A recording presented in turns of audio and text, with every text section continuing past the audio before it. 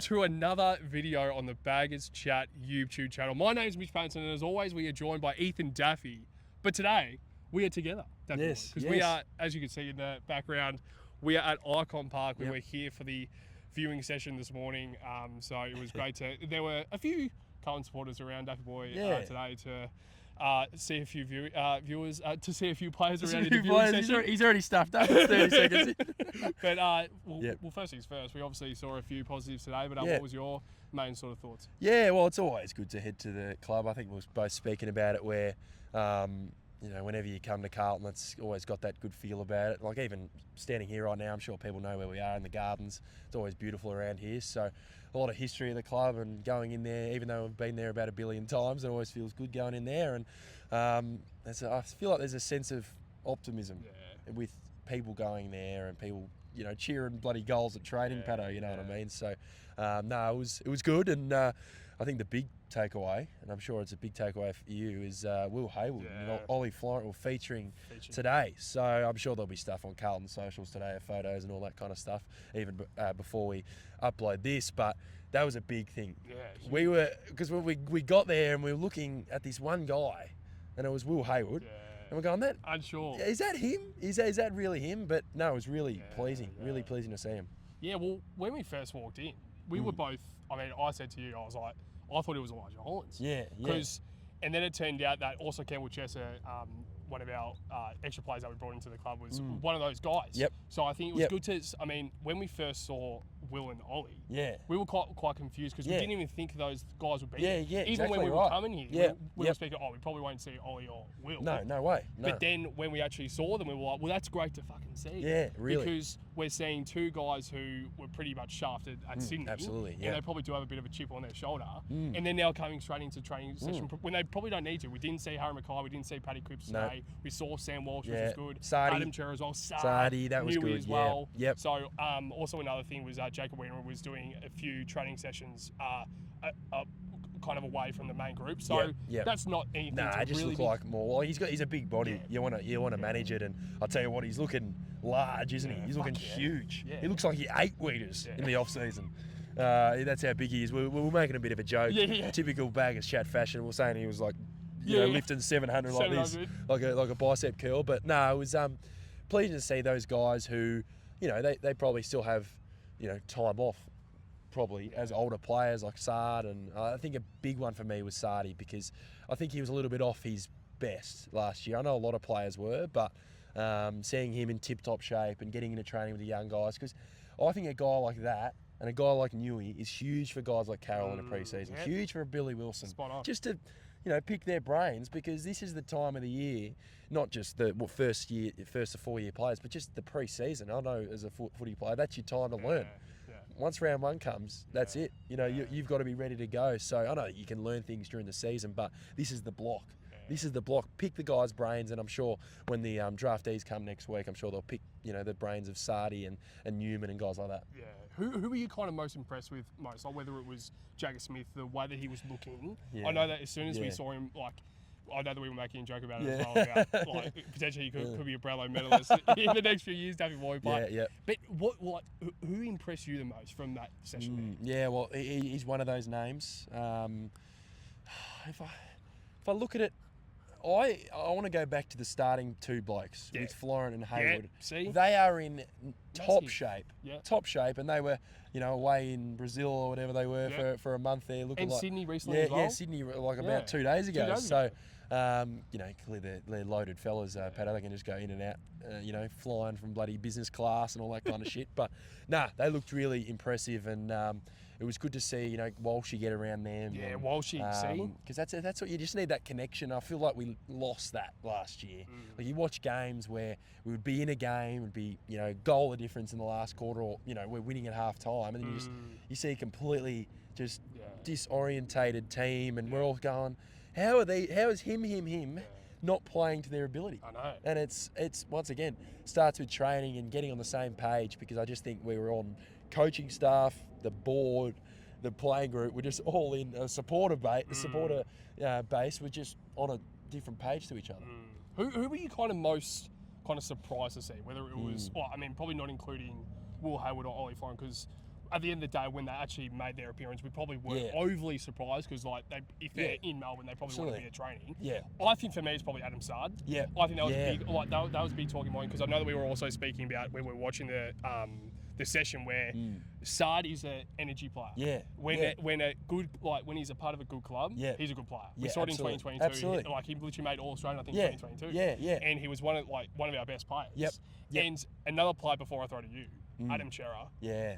Looking in top shape. I know that there are a few players that usually are a pre-season We're going to be saying, like, he's training the house down. We haven't said that yet, so we'll say that for the first time. Adam Chera, I thought he was fantastic. So, like, who were you kind of most surprised to see, but also who you were most kind of surprised to see, like, in terms of their physical shape, like, who's kind of really had a big pre-season heading into the official pre-season? Yeah, I was pretty surprised by Walsh. Yeah, there. Walsh. I guess, he's an ultimate professional. I guess we shouldn't be surprised by that, but. Yeah, he looked in good shape. Yeah, Chera for me was the biggest. He looked a little bit bigger. Yeah. He looked a little bit bigger, so I'm not sure. He looks like he ate Adam Chera. He did. He was on the Wiedering diet, the chicken and rice. Chicken and rice for 4 months. And water. But and water. Yeah, nothing else. No cakes. But Chera looked good. Who else is looking? Jesse Motlop looked good. I think Jesse was good. I think he's always been, getting big in the off season. So it's a lot of question marks around him. I know as a supporter base, there's probably a little bit of a split in between who likes him, who wants him out. I know people wanted him out. I know we were both talking about it when he was out of contract. So another big year for him. I think it's a huge year because you sign the 2-year, but you know how it works in the trade period because when you 1 year left. That's where you probably go, or you look elsewhere, or the team look elsewhere for you. So massive year for him, and especially with a new look forward line. Yeah. Well, another player that we were also speaking about, Ollie Hollins. Yeah. He was looking the goods, and really I know good. that he has been in the gym. I know that they've shown a lot on Carlton socials where he has been in the gym a lot. Yeah. So it's good to see him kind of putting his hard work actually out on the track. And I know it's only a viewing session. I know it's not really a lot of pressure. They're trying to get their skills up and running. Yeah. But there was something different about Ollie, wasn't there? Yeah. I feel like the biggest probably negative of his. I really like Ollie, by the way, but the biggest negative is his size. Yes. Spot on. Because he bursts through, he tries to take blokes on, which we love. And I know he cops his fair share and people can say whatever, but I think if you want to be a good football team, you need more Ollie Hollinses. Those types of players, those bursts. You said about Sard, that burst. Those quick players. You look at Jagger Smith at training today. Those burst players, they're quick. Even Will Hayward to an extent. We don't have we haven't got forwards like that. I don't know, Ainsworth wasn't there today. I'm sure he'll be back on Monday or the next couple of weeks. But it's just that burst and it's exciting. I think it's really exciting, and I think when you rock up, we were bloody celebrating bloody handballs.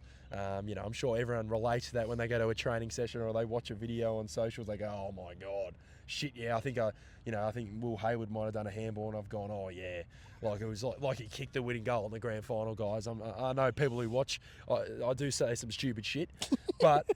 You got to get excited, don't you? That was the thing, because I want to try and put it on the socials. But the video that we were recording, I think it was Sam Walsh, Jagger Smith, Adam Chera, Brodie Kemp, Ollie Florent, Will Hayward. I think there's probably 6 or 7 of them. In the group, Yeah, and there was a handball. There was a certain handball, which is pretty regulation. Regulation, kind of underneath, kind of handball. You can hear Daffy Boy in the background saying, "Oh yeah." Oh yeah. But and then he's just we were speaking about it, like if we ever have the fantastic opportunity to live our life with a premiership, what our reaction would be crazy. But just one more thing before we kind of wrap up this sort of video is kind of the train-on players that we saw. So we obviously saw Ethan Phillips, he was out there. Yes, There were a few others out there that we didn't actually recognise. So I don't know eventually if they actually will release those names. But one of the notable ones, Elijah Hollins wasn't there. No. So we were kind of expecting Elijah Hollins to be there. I don't know if he will still officially be a train-on player. But as we said in the car on the way here, you said if he wants to be a train-on player, if he's going to be a train-on player and he really wants a spot, he should be there today. So he should be there. Yeah, it's a bit of a situation, isn't it, with him? I know they haven't said yes or no, but I just felt like when they made that statement with him and Will White, I just thought they were both stuffed. Whitey wasn't there? I just thought they were both stuffed. It was just the way Nick Austin talked about it, we haven't fully committed to it. I'm pretty sure we'll get an answer by the end of the draft, after the draft. because, you know, I know a lot, we've spoken about it a bit, who we're going to take in the draft. We're going to take 2 players. If they want to take an extra 1 or 2, you know, Will White and Elijah Hollins will have to make way. No. I mean, kind of before we kind of wrap up this viewing session, Dave Boy, I know that we were probably there for probably about a good 2 hours. Yeah, 2 hours, really good session. Yeah, it was a proper, like, it wasn't like, you know, chipping around. No, they were putting in some hard work, which was really good to see, especially the young kids. Yeah, and I think like the skills as these dogs come through, but I think the skills and the kind of the fundamentals was kind of the overall the main thing that we kind of saw in the training session. But overall, I think they were really focused on like trying to get their skills up, as we just said, but also like the fitness. Like a lot of the drills we were saying, that first drill that they did, when they were transitioning the ball, like I think they did that probably 20 times, like repeat. Yeah, no, and then like, they were stopping it when it wasn't right, or if they miss a kick, or honestly, I think those drills, it's just about how you're being told what to do. So like, you know, it might even be a missed kick. I don't even think they'd restart it for a missed kick. They'd restart it if you're not doing the right thing. You know, you might be looking, you know, wide instead of inboard. So, no, there was plenty of drills. Like, it was a proper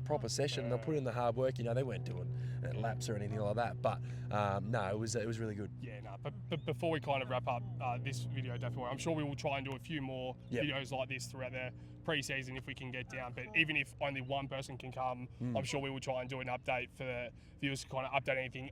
Other than that, there was nothing really substantial, which is probably a good thing. There was no serious injuries, which was probably a blessing in disguise. Touch wood. If there's wood anywhere here. So there's plenty of trees. So before we wrap up the video, definitely, is there, like, what was your kind of final thoughts on that? No, it was good. It was good seeing Liam Reedy. He's a big boy. He's a real big boy. So it's going to be, I know we've spoken about, I think we speak about, it's a common conversation on Bag to Shout the Ruck conversation. No TDK, but Reedy now in there. So, I think we're both on the side that Pitto will be the starting ruckman to start the season, I think. But, yeah, he looks like he's ready, and he's a big boy, and I think there's a history with Fremantle ruckmen who don't get a go, and they're playing, you know, winning B&Fs with Peel Thunder, and then they rock up to a club, Lloyd Meek. You look at I think that's a clear example. No, like, it wasn't like he was a bad player, but he's like, oh, who's that? And then now he's playing in, you know, prelim finals. So, yeah, he could be a blessing in disguise for us. Yeah, I think, like, the one thing, I know that we were speaking about it, the one thing about Liam Reedy, I think he needs to improve to kind of get in front of Pitto for opening round or round one, is he needs to be better in the ruck craft. I think around the ground he will be better than Pitto. I think his ball use, man. Yeah, it looked all right. His ball use was actually looking quite solid. So I think other than that, I just think his ruck craft is the one thing he needs to improve on. And if he can improve on that, I think he has a chance to really get ahead of Pitto, because he's taller than Pitto. Yeah, he's big. Yeah, and he's almost bigger than him. Like, which is surprising, you know what I mean? So I think it's really promising. So it's really good to see. But to every single boy bagger out there, make sure to like, comment, and subscribe on this YouTube channel, and make sure to get around our socials, just so we can try and keep you up to date with any news that comes out from Carlton, any training sessions or anything from the news. Make sure to subscribe, follow, everything you can do. And as always, up the baggers.